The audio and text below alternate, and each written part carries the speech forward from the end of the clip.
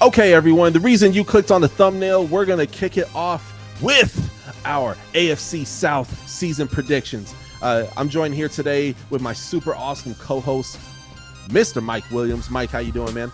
Man, I'm fantastic. We're getting inching closer towards football. I don't think I've been more excited for a preseason than I am for this year with a lot of changes that were made, but definitely excited, bro. We're going to kick this episode off with the Titans, Colts, Jaguars, and then also as well the Houston Texans.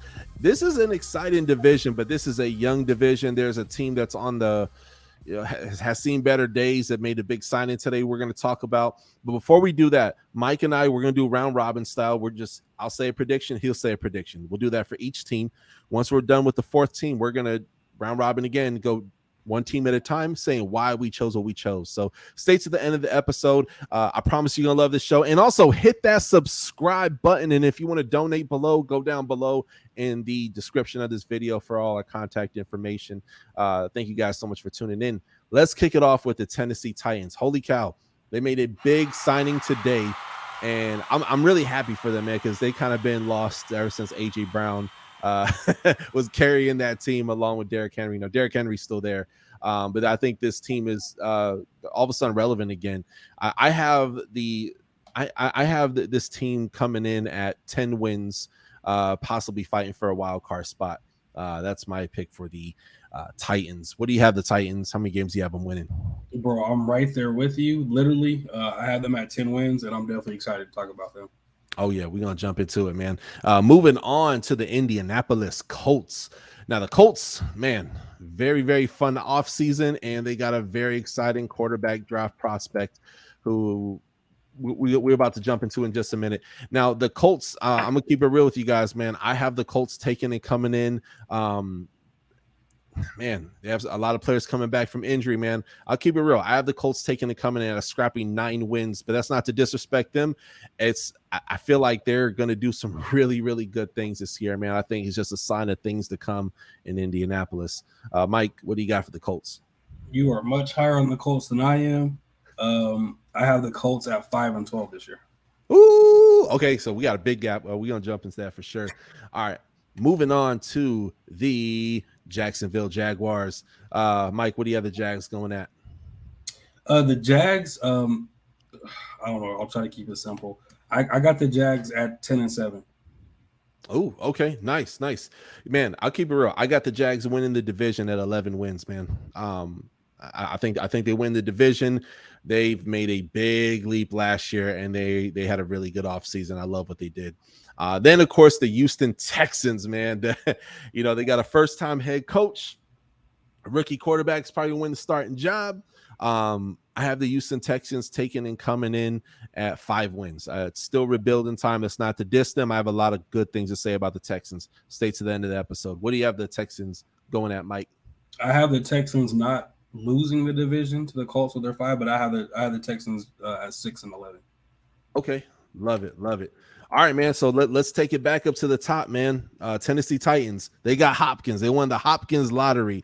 I was laughing because y'all know me. I'm a Dolphins fan, so it was so great. Shout out to the Titans, man, for not letting Hopkins go to the Patriots. That's so awesome. Praise God.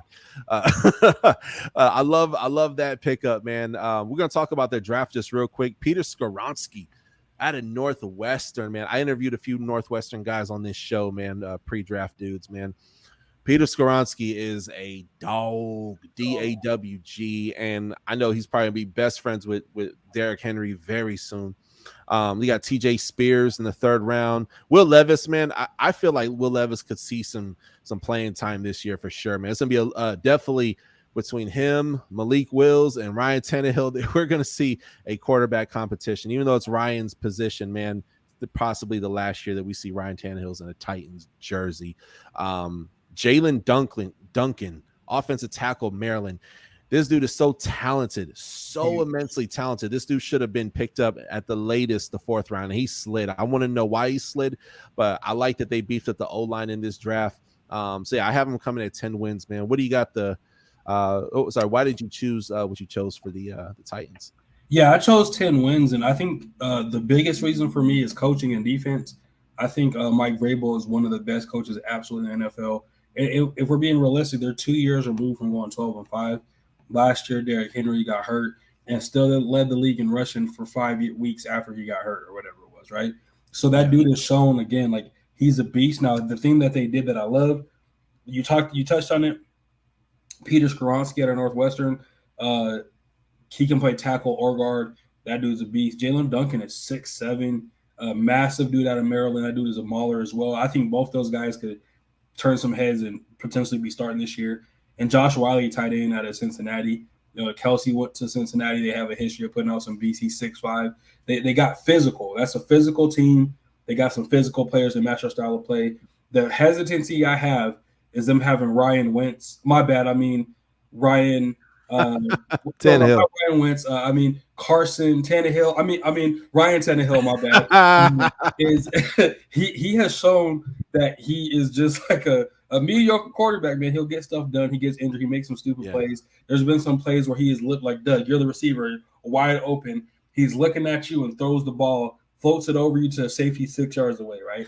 So he's shown that. I think Malik Willis is a guy that is going to take that job. I'm not the biggest Will Levis fan. I think he has a year he needs at least. But I think Malik Willis can come in, smart dude, athletic player, and with that physical offense, I think he can run kind of like a Philadelphia Eagles type offense with him and Derrick Henry, get the ball to where it needs to go. He just needs to get some more touches, but again, I think it's going to be a toss-up who wins the division between them and the Jags. I have them at the exact same record, but I do think they're going to be scrappy, especially because of Mike Vrabel. Too, I love it. And you're right, you hit the nail on the head. He has shown us he can coach. Moving on to the Indianapolis Colts, man. Now the Colts, man, they got the most intriguing quarterback prospect in this last year's draft. I mean, absolutely intriguing. I'm very excited to see how Anthony Richardson pans out. That being said, they got Julius Brents, and Julius Brents is, there's one word to describe him as scrappy. Now that gets overused when it comes to dream selling season, aka the draft. But watch his tape. Definitely one of my favorite cornerbacks in this whole year's draft. Then they got Josh Downs is a true slot receiver, man. That's going to be a Blake Freeland slid all the way to the 4th round. How the heck did that happen? Then you got Adetomiwa Adebowale, D tackle out of Northwestern. I mean, this draft going down the line, Titus Leo out of Wagner. I mean, that's a dude from a small school who blew up. Excited to see. Looking at all these names, man, I'd have to give them like an A-. I love what they did in the draft, and they have a very talented roster on top of that. Then again, I know I gave them 9 wins. I know that's a lot. Big reason why they have the 4th easiest schedule in the whole NFL. And I think that's going to help Anthony Richardson. I say Anthony Richardson because I believe he's going to win that starting job come week 1. That's why I gave him 9 wins, missing the playoffs. But I think they're gonna be a really exciting team to watch. And then of course they have one of the best running backs in the league. This will take a lot of pressure off Anthony Richardson. What are your thoughts on the Indianapolis Colts? Yeah, man, I had them honestly like winning 5 games, and the reason is I love their draft. I absolutely agree. The Texans had the best draft, but their draft was right under the Texans draft. The thing with there is they have a very, very young team. They have a new head coach, right? That I think is going to come in and maximize Anthony Richardson's talents. But a young team with a new coach, I don't necessarily trust that recipe to go in right away and have instant success. I think there's going to be a filling out a growth process. I think Anthony Richardson has the absolute tools to be an absolute beast in the future. But again, I don't think it's going to just click. It's the NFL. Again, they had a deep draft, man, getting Will Mallory from the U in the 5th round. You touched on Jalen Jones, a cornerback from Texas A&M, who's a sizable dude. Darius Rush, right?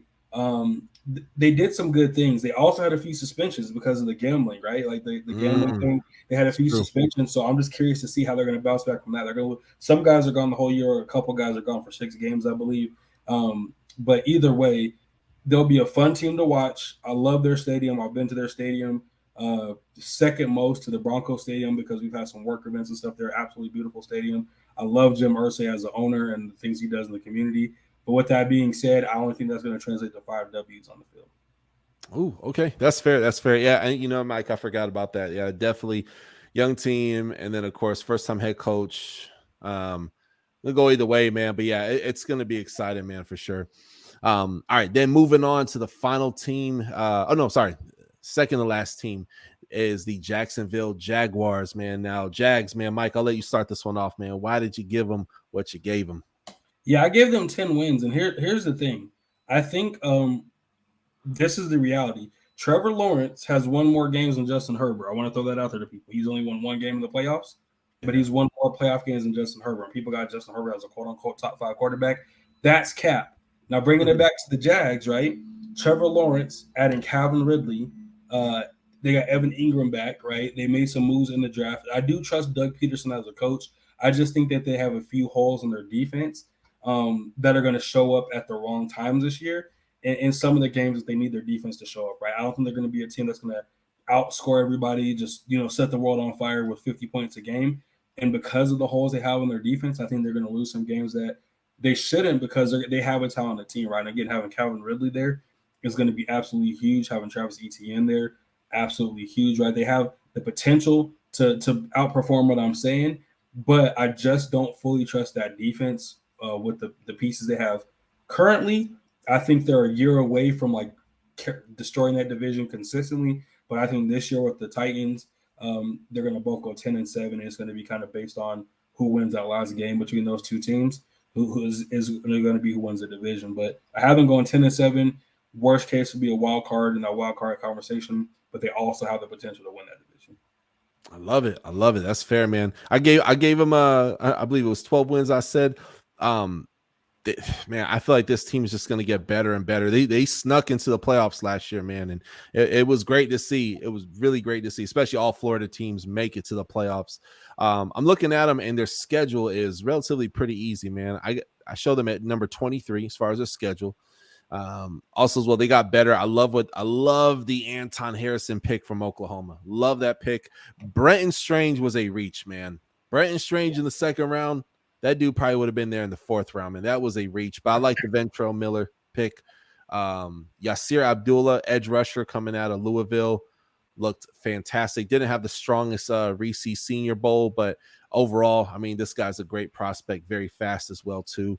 Going to be a great team to watch.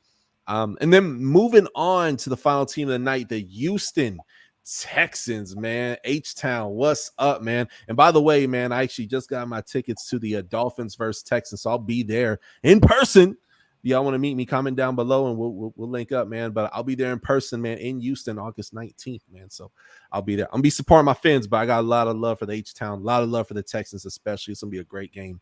But the Texans, man, look, it's rebuilding. I got them at 5 wins, is what I said. Yeah. I feel like, man, first-time head coach, right? First-time head coach. You got a quarterback who is, man, I had a lot of question marks around CJ. And then there was that last game he played this season where he just came through clutch. He stepped up in the pocket. He took control, true pocket quarter. He's athletic, but he is a pocket quarterback. Don't get twisted, man. I know Soup, our other co-host, he's not a fan of Ohio State quarterbacks. I feel like CJ could break the mold, man. I really do. I feel like he could be the quarterback to do that, man. And I'm really excited to see that, man. I'm more confident in him than possibly even Justin Fields. It's a hot take there. But very excited. I love what they got. Mike, what are your thoughts on the Texans this year, man? And why'd you give them that record? Yeah, man. I think they absolutely hit the draft out of the park. CJ Stroud, I did like. He was by far the second best quarterback in the draft. All the stupid debates they had in between, he was clearly the second best quarterback, and I think that was the pick they had to make. The thing that shocked everybody is them trading up and getting Will Anderson, who's the best defensive player in the draft, right?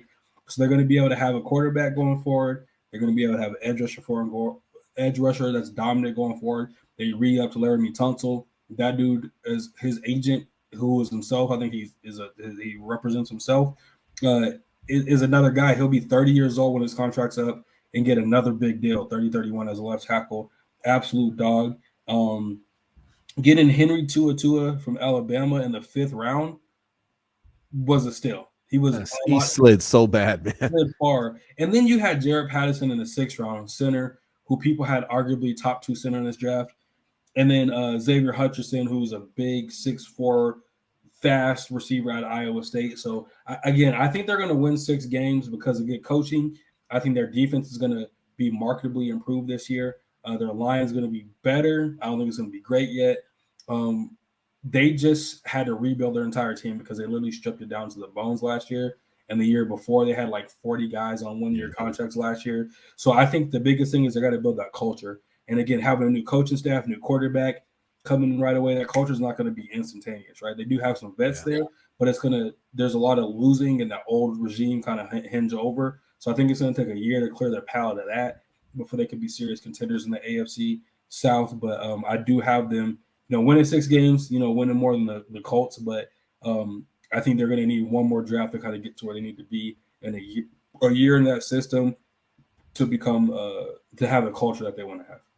Yeah, absolutely, man. It was exciting, like for them. And though, like, I know people, they're like, man, I got Texans winning 7-8 games. It's a rookie quarterback, first time coach. And the reason I showed more love, it's really the same thing for the Colts, right? Rookie quarterback. You have a head coach coming. Who's the head coach for the Colts again? In my head again. Shane Steichen, I believe. Yeah. So, look, man. Here's the thing. This is what the Colts have that Texans don't. Because I know people are like, oh, well, how come you said that, man? Man, look, they have a lot more tools in place in Indianapolis than the Texans do. You hit the nail on the head, Mike. They hit the nuke button. You know what I mean? So they're really starting new, with the exception of a few players. That running back, and he'll be back again this year. I'm so excited, man. His name is escaping me right now, but very exciting. And in this draft, Will Anderson, man, the best edge rusher in the entire NFL draft. Juice Scruggs, Tank Dell, who's a true slot receiver, man, slid, right? 3rd round pick for Tank Dell. He slid, man. He could have been early 2nd round, man. That's a nice pickup, man. I love everything. And then they have the 3rd easiest schedule in the whole NFL. They're going to upset. I think they can upset a few teams, man. But I think it's a respectful 5 wins. But again, this is a team that's going to find their identity. They're going to find out who is there to stay. Also, as well, they have probably the biggest UDFA class in the whole entire NFL. So there's some players who were not drafted in the first 3 days that became UDFAs, who are like, they're going to show up, man. And I'm excited to see, man. So very, very exciting. Yeah, but Dameon Pierce, the running back that you were talking about, that's what it is. Yeah, Florida, and he's an absolute dog. That dude, get him in there with that new coaching staff. I think they got a bell cow to kind of help out CJ Stroud develop a little bit. Oh man, I completely agree, man. Dameon Pierce, dude, like he reminds me just a young Frank Gore, man. Like, man, just get out of his way, man. He's so fun to watch, man. And I love what he's doing, man. I love the year. I had him at fantasy football, actually, man. I got him got 2nd or 3rd round. Yeah, man, he won me a lot of games before he got injured. But man, you guys go ahead, hit that subscribe button if you guys like this episode. Even if you don't like the episode, we always cranking out great content. I also want to shout out my super awesome co-host Mike Williams for joining me today. It's been a lot of fun with you guys. Comment below, hit the bell for the alerts, and we'll catch y'all next time on the Touchdown with Doug Smith. Peace. Thanks for watching another episode of the Touchdown with Doug Smith, where I cover all 32 NFL teams plus NFL exclusive interviews. Hit that subscribe button, hit the bell for the alerts, comment below, and we'll catch you next time on the Touchdown with Doug Smith.